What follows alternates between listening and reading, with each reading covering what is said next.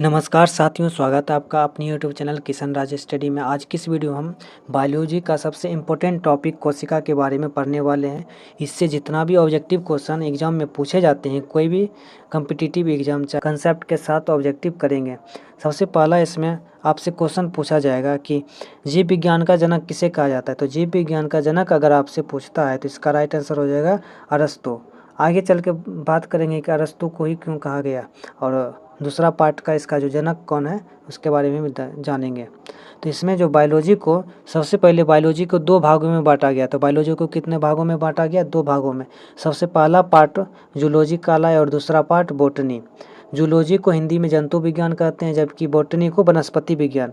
Zoology का जो जनक है उसको अरस्तु को कहा जाता है, जबकि बॉटनी का जनक थियोफ्रेस्टस को कहा जाता है। बॉटनी का जनक किसको कहा जाता है? थियोफ्रेस्टस को। यह आपको याद रखनी होगी। अगला टाइप का क्वेश्चन आपसे पूछा जाएगा, कोशिका। अगर आपसे पूछा जाता है कि कोशिका क्या है, तो कोशिका जो होता है शरीर की सबसे छोटी इकाई क्या होती है? तो कोशिका शरीर की सबसे छोटी इकाई कोशिका। बायोलॉजी में क्या कहा जाता है? छोटा चीज को साइटो, इसलिए इसे कोशिका का अध्ययन क्या कहलाता है? साइटोलॉजी। कोशिका का अध्ययन क्या कहलाता है? साइटोलॉजी। तो मृत कोशिका की खोज, सबसे पहले मृत कोशिका की खोज हुई थी, तो किसने किया था? तो मृत कोशिका की खोज रॉबर्ट हुक ने किया था। सबसे पहले किसने किया था? रॉबर्ट हुक ने। किस कोशिका की खोज किया था? तो मृत कोशिका की खोज किया था। इसी कारण से father of cytology Robert Hooke को कहा जाने लगा। फादर ऑफ साइटोलॉजी किससे कहा जाता है? तो रॉबर्ट हुक को फादर ऑफ साइटोलॉजी कहा जाता है। अगला टाइप का क्वेश्चन है, उसके बाद जो खोज हुआ था वह जीवित कोशिका का खोज हुआ था। तो जीवित कोशिका की खोज किसने किया था? तो जीवित कोशिका की खोज ल्यूवेन हॉक ने किया था। इसे जीवित कोशिका विज्ञान का जनक कहा जाता है। अगला टाइप का क्वेश्चन है, कोशिका सिद्धांत क्या है? तो कोशिका सिद्धांत है, हमारा शरीर जो होता है वह छोटी छोटी कोशिकाओं से मिलकर बना होता है, जिसे कोशिका का सिद्धांत कहते हैं। कोशिका का सिद्धांत जो था वह सर्वप्रथम स्लीडन एवं स्वान ने दोनों मिलकर दिया था। कोशिका का सिद्धांत का प्रतिपादन किसने किया था? स्लीडन एवं स्वान ने। अगला टाइप का क्वेश्चन आपसे पूछा जाता है, जो कि सबसे वीवीआई क्वेश्चन है, कि सबसे बड़ा कोशिका किसकी होती है? तो सबसे बड़ा कोशिका अगर पूछा जाएगा तो सबसे बड़ा कोशिका होता है वह शुतुरमुर्ग का अंडा होता है। यह दुनियादारी की बात है। यह किसकी बात है? दुनियादारी की। सबसे बड़ा कोशिका पूछा जाएगा तो शुतुरमुर्ग का अंडा। जबकि सबसे छोटा कोशिका अगर बात करते हैं तो सबसे छोटा कोशिका हो जाएगा वह माइकोप्लाज्मा। क्या हो जाएगा? माइकोप्लाज्मा। यह दुनियादारी की बात है। अब हम अपने शरीर में जानेंगे कि सबसे बड़ा कोशिका कौन है, सबसे और छोटा कोशिका कौन है, तथा सबसे लंबा कोशिका कौन सा है। तब हम मानव शरीर के बारे में जानेंगे। तो मानव शरीर में सबसे बड़ा कोशिका का अगर बात करते हैं तो वह हो जाएगा ओवम, जिसको अंडाणु बोला जाता है। सबसे छोटा कोशिका अगर बात करते हैं तो वह हो जाएगा स्पर्म। कौन सा हो जाएगा? स्पर्म। जबकि सबसे लंबी कोशिका अगर बात करते हैं वह न्यूरॉन हो जाएगा। क्या हो जाएगा? न्यूरॉन, जिसको तंत्रिका तंत्र भी बोला जाता है, या तंत्रिका कोशिका या स्नायु उसी को बोला जाता है। अगला टाइप का क्वेश्चन है कि मस्तिष्क में विभाजन नहीं होता है, और मस्तिष्क में जो कोशिका मर जाएगा वह दोबारा नहीं निर्माण होगा, इसलिए हेलमेट लगाने के लिए सलाह दिया जाता है। इसलिए कहीं भी अगर आप निकलते हैं तो आप हेलमेट ज़रूर लगा लीजिएगा, क्योंकि ज़िंदगी बहुमूल्य है। इसको एक बार खो दीजिएगा तो दोबारा नहीं पा पाइएगा, इसलिए हेलमेट लगा के जाइए। क्योंकि मस्तिष्क में कोशिका विभाजन नहीं होता है। क्यों नहीं होता है? तो क्योंकि मस्तिष्क में सेंट्रोसोम नहीं पाया। आगे चल के हम इसमें बात करेंगे, सेंट्रोसोम आता है। तो सेंट्रोसोम को जो होता है वह मस्तिष्क में नहीं पाया जाता है, जिसके कारण कोशिका विभाजन नहीं होता है। अगर हम बात करते हैं मानव के शरीर में, तो मानव के शरीर में सबसे तेज़ी से विभाजन किस में होता है? तो यकृत, जिसको लीवर बोलते हैं, उसमें सबसे तेज़ी से विभाजन होता है। मतलब है कि अगर कुछ हो जाता है लीवर में तो नया कोशिका का निर्माण तुरंत हो जाता है, जबकि ब्रेन में कोशिका का निर्माण नहीं हो पाता है, जिसके कारण वहाँ नया कोशिका बनता ही नहीं है और वही मरा हुआ रह जाता है, इसके कारण मृत्यु हो जाता है। क्योंकि सबसे लंबा कोशिका जो होता है वह न्यूरॉन मस्तिष्क में ही पाया जाता है। इसको कंट्रोलर बोला जाता है। मस्तिष्क को क्या बोला जाता है? कंट्रोलर।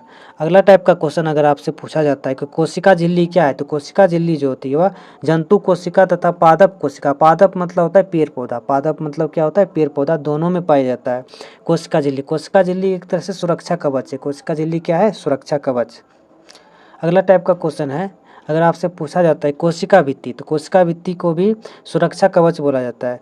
सबसे बाहरी कोशिका के सबसे बाहरी परत को कोशिका भित्ति बोलते हैं। कोशिका भित्ति के अंदर पाया जाता है कोशिका झिल्ली, जो कि कोशिका भित्ति सिर्फ और सिर्फ पौधों में ही पाया जाता है, जीव जंतुओं में नहीं पाया जाता। सिर्फ पौधों में कौन सा भित्ति पाया जाता है? कोशिका भित्ति। जबकि कोशिका झिल्ली पेड़ पौधों तथा जीव दोनों में पाया जाता है। यह आपको अंतर याद रखना होगा। अगला टाइप का क्वेश्चन है, कोशिका में ऊर्जा का निर्माण कहाँ होता है? तो कोशिका में जो ऊर्जा का निर्माण होता है वह माइटोकॉन्ड्रिया में होता है। कोशिका में ऊर्जा का निर्माण कहाँ होता है? माइटोकॉन्ड्रिया में। और उस जब ऊर्जा बन जाता है तो उसमें बात आता है ले जाने या ले आने की। तो ऊर्जा को ले जाने और ले आने का काम कौन करता है? Golgi body. कौन करता है? Golgi body. ऊर्जा को ले जाने और ले आने का काम कौन सा करता है? तो गोल्जी बॉडी करता है। अगला टाइप का क्वेश्चन है कि ओवम के पास माइटोकॉन्ड्रिया नहीं पाया जाता, जिसके कारण ओवम एक ही स्थान पर रहता है, जबकि स्पर्म के पास माइटोकॉन्ड्रिया पाया जाता है। माइटोकॉन्ड्रिया मतलब ऊर्जा, माइटोकॉन्ड्रिया मतलब ऊर्जा। अगर ऊर्जा रहेगा तो एक स्थान से दूसरे स्थान तक जा सकता है या आ सकता है। अगला टाइप का क्वेश्चन है कि जब ऊर्जा बन जाता है तो एक स्थान से दूसरे स्थान तक भी चल जाता है गोल्जी बॉडी के कारण। अब बात आता है कि ऊर्जा अधिक मात्रा में जाएगा या कम मात्रा में जाएगा, तो वह अर्धपारगम्य झिल्ली से गुजरता है। तो अर्धपारगम्य झिल्ली का मतलब होता है इससे सिर्फ ऊर्जा का थोड़ा सा ही पार्ट जो होता है एक स्थान से दूसरे स्थान तक होता है, न कि टोटल ऊर्जा स्थानांतरण होता है। तो कोशिका झिल्ली अर्धपारगम्य झिल्ली से ऊर्जा का थोड़ा ही अंश आर पार हो सकता है। अगला टाइप का क्वेश्चन है, कोशिका झिल्ली जो होता है वह कोशिका भित्ति के अंदर पाया जाता है। अगर ये कोशिका झिल्ली है, ये कोशिका झिल्ली है, तो इसके अंदर जो होगा वह कोशिका भित्ति पाया जाएगा, कोशिका झिल्ली पाया जाएगा। अगला टाइप का क्वेश्चन है, जिस कारण इसको कोशिका का दीवार कहा जाता है। कोशिका भित्ति को कोशिका का दीवार कहा जाता है, यह आप याद रख सकते हैं। इसमें इस फिगर के द्वारा आप समझ सकते हैं, बाहरी वाला को कोशिका भित्ति बोला जाता है, जबकि अंदर वाला को कोशिका झिल्ली बोला जाता है। कोशिका भित्ति के बारे में हम जान लेते हैं कुछ पॉइंट। अगर कोशिका भित्ति से रिलेटेड अगर कोई भी क्वेश्चन अगर आपसे पूछते हैं तो आप जवाब दे पाइएगा। अगर पूछा जाता है कि कोशिका भित्ति किसकी बनी होती है, तो कोशिका भित्ति जो बनी होती है वह सेल्यूलोज की बनी होती है। कोशिका भित्ति किसकी बनी होती है? सेल्यूलोज की बनी होती है, जो कि सिर्फ पादप कोशिका में ही पाया जाता है। सबसे ऊर्जा इसी में, सेल्यूलोज से सबसे ज़्यादा ऊर्जा प्राप्त होता है। 1 ग्राम अगर सेल्यूलोज 6000 ग्राम ग्लूकोज के बराबर होता है, 6000 ग्राम ग्लूकोज के बराबर होता है। इसी से रिलेटेड इसमें क्वेश्चन है कि बैक्टीरिया किससे बना होता है? तो बैक्टीरिया जो होते हैं वह पेप्टिडोग्लाइकेन से बने होते हैं, जो कि बहुत ही नरम होती है। क्या होती है? बहुत ही नरम होती है। जबकि कवक किसका बना होता है? काइटिन की। कवक किसका बना होता है? काइटिन की बनी होती है।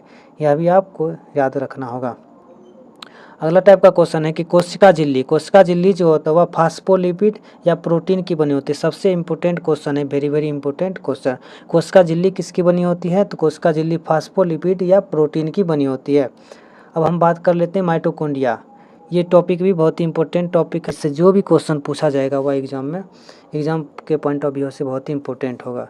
अगर आपसे पूछा जाता है कि माइटोकॉन्ड्रिया क्या, तो माइटोकॉन्ड्रिया सबसे पहले डीएनए में पाया जाता है और यह सभी जगह पाया जाता है। हर एक कोशिका में माइटोकॉन्ड्रिया पाना अनिवार्य है। अगर माइटोकॉन्ड्रिया नहीं पाया जाएगा तो ऊर्जा ही नहीं बनेगा, ऊर्जा नहीं बनेगा तो वह मर जाएगा।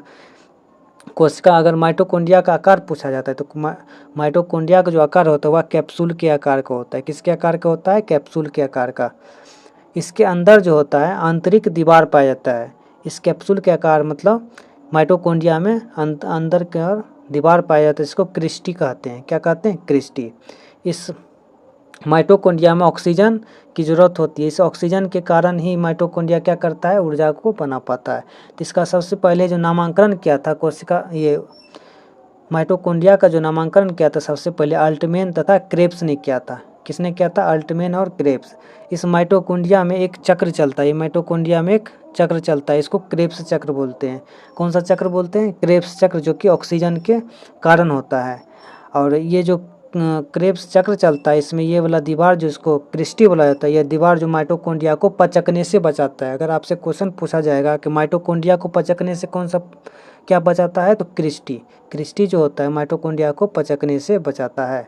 और यह अपना जो इन्फॉर्मेशन अपने पास में रखता है, क्योंकि इसके पास छोटा दिमाग भी होता है। इसके पास क्रेब्स चक्र चलता है जो कि ऑक्सीजन के कारण चलता है और इसके कारण एटीपी बनता है। एटीपी से ऊर्जा होता है जो एक स्थान से दूसरे स्थान तक ट्रांसफ़र करते रहता है। यह आपको याद रखना होगा। अगला टाइप का क्वेश्चन है कि 38 एटीपी मिल के एक ग्लूकोज का निर्माण करता है। 38 एटीपी मिल के कितना ग्लूकोज का निर्माण करता है? एक ग्लूकोज का। जबकि वहाँ पे सेल्यूलोज में एक सेल्यूलोज जो था 6000 ग्लूकोज देता था। एक सेल्यूलोज कितना ऊर्जा देता था या कितना ग्लूकोज देता था? तो 6000। सोचिए कितना बड़ा। ये जंतु कोशिका से सबसे ज़्यादा ऊर्जा जो पादप कोशिका में ही मिलता है।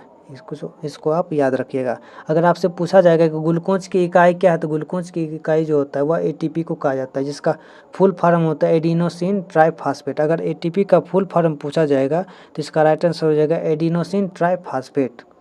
अगला टाइप का क्वेश्चन है, अगर माइटोकॉन्ड्रिया को पावर हाउस भी कहा जाता है या माइटोकॉन्ड्रिया को ऊर्जा गृह कहा जाता है, यह आपको याद रखना होगा। कुछ पॉइंट हैं जो अगर उस पीछे छूट गया होगा तो उसको हम यहाँ पे लिख के आए हैं। कोशिका जीवों की संरचनात्मक एवं क्रियात्मक इकाई है। संरचनात्मक एवं क्रियात्मक इकाई कौन सी है? कोशिका। तो मृत कोशिका की खोज सबसे पहले रॉबर्ट हुक ने किया था, लेकिन इस मृत कोशिका को क्या नाम दिया गया था? तो मृत कोशिका का जो नाम दिया गया था वह नेफ्रोसिस। मृत कोशिका का दूसरा नाम क्या था? नेफ्रोसिस। इसको आपको याद रखना होगा, बहुत ही इंपॉर्टेंट ऑब्जेक्टिव क्वेश्चन इससे बनता है। रॉबर्ट ब्राउन ने कोशिका की खोज का वर्णन जो किया था वह माइक्रोग्राफिया नामक पुस्तक में किया था। किस पुस्तक में किया था? माइक्रोग्राफिया नामक पुस्तक में किया था रॉबर्ट ब्राउन ने। और रॉबर्ट ब्राउन ने ही केंद्रक का खोज किया था। किसका खोज किया था? केंद्रक का खोज रॉबर्ट ब्राउन ने किया था। यह भी आपको याद रखना होगा। अगला टाइप का क्वेश्चन है कि हार्ट मतलब दिल खून को 120 के प्रेशर से धक्का मारता है, जबकि 80 के प्रेशर से वापस उसको बुला लेता है, जिसको ब्लड प्रेशर बोला जाता है। किसी को ब्लड प्रेशर बोला जाता है, हिंदी में इसको शॉर्ट में बीपी बोला जाता है। अगला टाइप का क्वेश्चन है कि गोल्जी बॉडी की खोज किसने की थी? गोल्जी बॉडी की खोज जो की थी वह कैमिलो गोल्जी ने की थी। गोल्जी बॉडी से आपको याद रखना होगा गोल्जी, तो कौन सा गोल्जी? तो कैमिलो गोल्जी ने किया था। गोल्जी बॉडी की खोज किसने किया था? कैमिलो गोल्जी ने, आपको याद रखना होगा। तो गोल्जी बॉडी को ट्रैफिक पुलिस भी कहा जाता है। सबसे वीवीआई क्वेश्चन है, ट्रैफिक पुलिस अगर आपसे पूछा जाएगा तो ट्रैफिक पुलिस गोल्जी बॉडी को कहा जाता है। प्रोटीन का निर्माण राइबोसोम में होता है। अगर आपसे पूछा जाएगा कि प्रोटीन का निर्माण किससे होता है तो किस में होता है? तो राइबोसोम में प्रोटीन का निर्माण होता है। पूरा शरीर जो होता है वह प्रोटीन से बना होता है। पूरा शरीर किसका बना होता है? प्रोटीन से। हर एक कोशिका में ऊर्जा निर्माण होता है, वहाँ प्रोटीन राइबोसोम ऑब्वियसली होबे करेगा। कोशिका जहाँ रहेगा वहाँ राइबोसोम होगा, राइबोसोम रहेगा तो प्रोटीन बनेगा। इसलिए हम डायरेक्ट बोल सकते हैं प्रोटीन से बना होता है। मनुष्य का शरीर किससे बना होता है? प्रोटीन से। अगला टॉपिक है राइबोसोम। राइबोसोम की खोज किसने किया था? तो राइबोसोम की खोज पोलेड ने किया था। किसने किया था? राइबोसोम की खोज पोलेड ने किया था। राइबोसोम को प्रोटीन की फैक्ट्री कहा जाता है। अगर आपसे पूछा जाएगा कि प्रोटीन की फैक्ट्री किसे कहा जाता है तो राइबोसोम को प्रोटीन की फैक्ट्री कहा जाता है।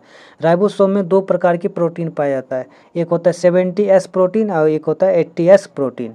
70S प्रोटीन जो होता है वह छोटे जीव जिसको हम नग नाकों से नहीं देख सकते हैं उसमें पाया जाता है 70S प्रोटीन, जबकि बड़े जीव जो होगा उसको उसमें पाया जाता है 80S प्रोटीन। बड़े जीव को बोला जाता है यूकैरियोटिक, जबकि छोटे जीव को बोला जाता है प्रोकैरियोटिक।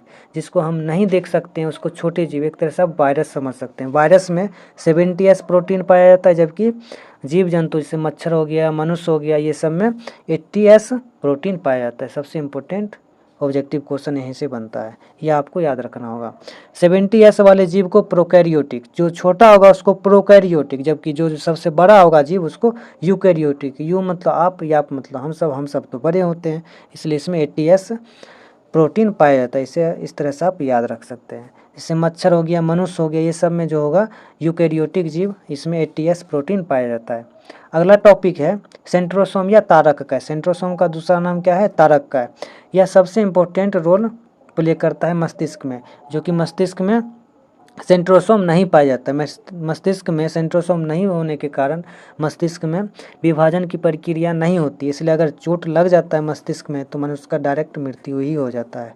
सेंट्रोसोम जो होता है कोशिका मस्तिष्क में नहीं पाया जाता है। सेंट्रोसोम का मुख्य काम है कोशिका का विभाजन करना। विभाजन का मतलब ये नहीं होता कि अलग अलग बढ़ता है लेकिन दोनों में जीव रहता है, बढ़ता है लेकिन दोनों बराबर भागों में बट जाता है, इसी को विभाजन बोला जाता है। नए कोशिका का निर्माण होना, जबकि वो कोशिका भी रहता है, वो कोशिका नष्ट नहीं होता है, नई कोशिका का भी निर्माण का होता है और पिछले यानी पुरानी कोशिका भी उपस्थित रहता है, ये आपको याद रखना होगा। सेंट्रोसोम ब्रेन में नहीं पाया जाता, इसके कारण वहाँ पे कोशिका विभाजन नहीं होता। जबकि पादप में कोशिका विभाजन होता। अगर आपसे पूछेगा कि पादप मतलब पेड़ पौधा, पादप मतलब पेड़ पौधा में कोशिका का विभाजन होता है, वह किसके द्वारा होता है? तो कोशिका का विभाजन जो होता है पेड़ पौधा में, वह सेल प्लेट के द्वारा होता है। कोशिका का विभाजन पादप में किसके द्वारा होता है? सेल प्लेट के द्वारा। जबकि जीव में वह सेंट्रोसोम के द्वारा होता है। जबकि सेंट्रोसोम मस्तिष्क में नहीं पाया जाता है, जिसकी खोज बोबेरी ने की थी। सेंट्रोसोम की खोज किसने किया था? बोबेरी ने। यह भी आपको याद रखना होगा।